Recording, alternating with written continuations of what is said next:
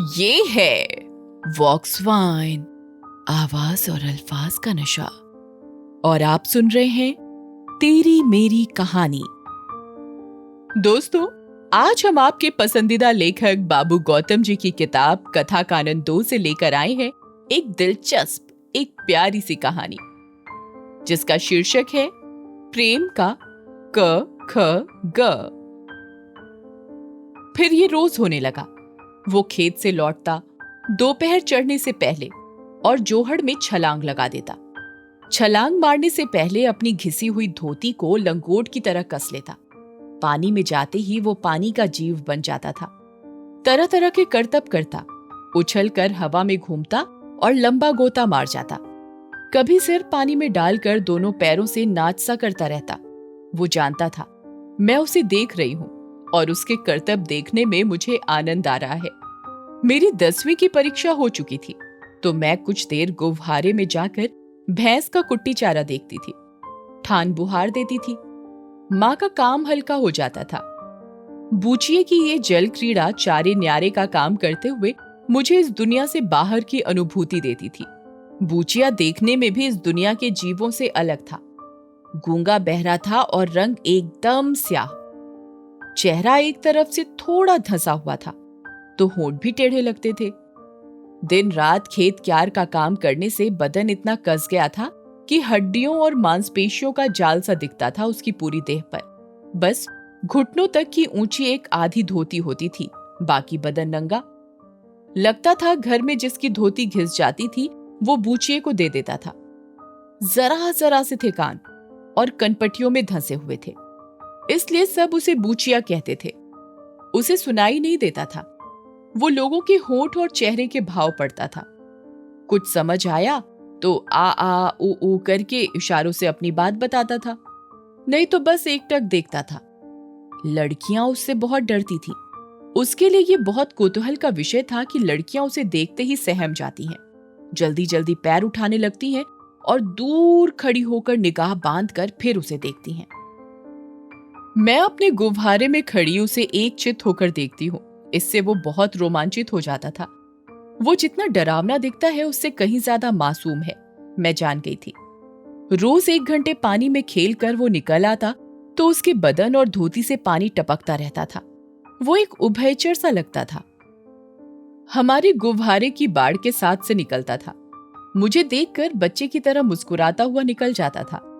उसके गंजे सिर, काले चेहरे, खिंची हुई मांसपेशियों के साथ अड़ी हुई हड्डियां, टेढ़ा मुंह और उस पर वो बच्चे से मुस्कुराहट प्रकृति का करिश्मा सा लगता था। मुझे अब बूचिए से डर नहीं लगता था और अब ये भी रोज हो रहा है। मेरे पति एक बहुत जाने माने कहानीकार हैं। कविता और कहानी के नाम से मेरे मन में घृणा नहीं पर वैसा ही कुछ भाव पैदा होता है। मेरे पति की कहानियों में प्रेम और करुणा का जो चित्रण होता है उसे पढ़कर पाठक भाव विह्वल हुए रहते हैं, खास तौर से स्त्रियां। वे तो कहती हैं नारी मन को समझने वाला ऐसा शायद ही कोई कहानीकार पैदा हुआ है आज तक। मैं जानती हूं कहां से आती है ये करुणा और प्रेम की फुहार उनकी कहानियों में। हृदय से रिसती है, रक्त की बूंद बूंद जिसे वे कहानी में उतार लेते हैं। ये वे आंसू हैं जो शब्द बनकर टप टप पन्नों पर गिरते हैं। ये रक्त की बूंदें और ये आंसू उनके नहीं होते हैं। अगर उनके अपने होते तो उन्हें भी मेरी तरह कविता और कहानी से वही घृणा नहीं, घृणा सा कुछ हो जाता। उन्हें शब्दों को इतना पैना करना आ गया है। बहुत पढ़े हैं ना कि चीख निकलने से पहले ही रक्त की धार बहने लगती है। वे इस पीड़ा को पढ़ते हैं बहुत गहराई से। आंखों में बहते आंसुओं को देखते हैं जैसे वो प्रकृति का एक मनोरम दृश्य है और कहानी लिखने बैठ जाते हैं। कहानी लिखने के लिए एक करुण हृदय नहीं, आघात से करुणा तक पूरे ग्राफ को समझने वाला हृदय होना चाहिए जो उनके पास है। वे मुझसे अक्सर कहते हैं प्रेम एक ऐसा जटिल विषय है जिसे तुम्हारे जैसा सपाट मन केवल छू सकता है, उसे आत्मसात नहीं कर सकता है। मेरे पास कोई जवाब नहीं होता है। मेरे इर्द गिर्द मुझे दिखता है वो नाचता हुआ उभयचर, 1.5 पैर का नाच करता हुआ, मुस्कुराता हुआ। एक दिन जब बूचिया हमारी बाड़ के पास से जा रहा था, टप टप पानी गिराता हुआ और मैं उसे चुंधियाई हंसी के साथ निहार रही थी। तो अचानक पता नहीं उसे क्या हुआ, वो बाढ़ के ऊपर से छलांग मारकर हमारे गुब्बारे में आ गया और मेरे इर्द गिर्द घूमने लगा, नाचता हुआ, एक पैर को पूरा टिकाता हुआ और दूसरे का बस पंजा, 1.5 पैर का नाच।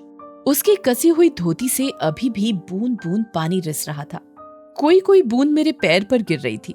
मेरे चारों तरफ 2 चक्कर लगाकर वो बाढ़ फांद कर चला गया। मैं मूर्तिवत खड़ी रही। मुझे ये एक सपना सा लग रहा था, कुछ भी नहीं था। बूचिए के मन में इस बात के सिवाय कि वो मुझे और खुश देखना चाहता था, खुशी देने का उसका ये भाव, ये अंदाज मुझे प्रेम से कहीं ऊपर लगा। अब तो वो रोज ही ये करने लगा। मुझे वो आखिरी दिन भी याद है। वो उसी तरह बाढ़ फांद कर आया था, खूब नाचा मेरे चारों तरफ, पानी की बूंदें बिखेरता हुआ, और फिर जाने से पहले उसने बाएं हाथ से मेरा दायां हाथ पकड़ा, मेरी हथेली को खोला और अपनी दाएं हाथ की तर्जनी से लिखा क ख ग, और फिर एक गर्व भरी मुस्कान से मेरी आंखों में देखा, जैसे कह रहा था मैं अपने मन की बात कह सकता हूं। मैंने इतनी सुंदर मन की अभिव्यक्ति उस दिन के बाद कभी नहीं देखी। बूचिया कभी स्कूल नहीं गया। उस समय उसकी उम्र क्या थी पता नहीं, मुझसे तो काफी बड़ा था पर बच्चा भी था। बस ऐसे ही देख देख कर लिखना सीख लिया था उसने, ख ख ग। वो आखिरी दिन था। दूसरे दिन पता चला कि बूचिए का कत्ल हो गया है। मार पीट कर लहूलुहान करके किसी ने खेत में फेंक दिया था। 1-2 औरतों ने पड़ा देखा था।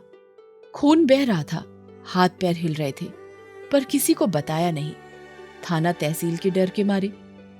तड़प तड़प कर वहीं पड़ा मर गया, जैसे कोई दूसरी प्रजाति का जीव मर जाता है, घायल होकर पड़ा पड़ा। मुझे आज भी यही लगता है कि बूचिए की हत्या मेरे कारण हुई, एक ऐसे प्यार के कारण हुई जो हमेशा केवल स्वयं को खुश देखना चाहता है।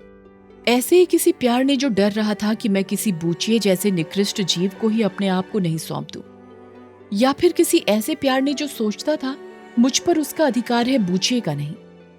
बूचिए की हत्या कर दी। कल इन्होंने फिर एक कहानी लिखी, लिखकर आत्मश्लाघा से ओतप्रोत हो गए। मेरे भी आंसू सूख चुके थे, हृदय स्त्राव थम गया था। ये जानते हैं कल फिर इनकी कहानी पढ़ते ही प्रशंसक टूट पड़ेंगे। औरतें तो अपने शब्दों में अपना हृदय लपेट कर भेंट चढ़ा देंगी।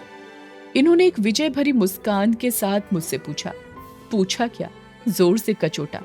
प्रेम का क ख ग तो सब जानते हैं, तुम भी जानती हो। तुम कैसे देखती हो इस शब्दातीत भाव को? मैं देख रही थी, कहीं दूर।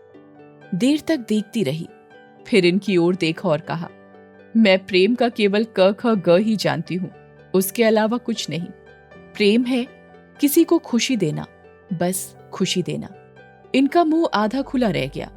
इन्होंने इतना आत्मविश्वास मेरे शब्दों में पहले कभी नहीं देखा था।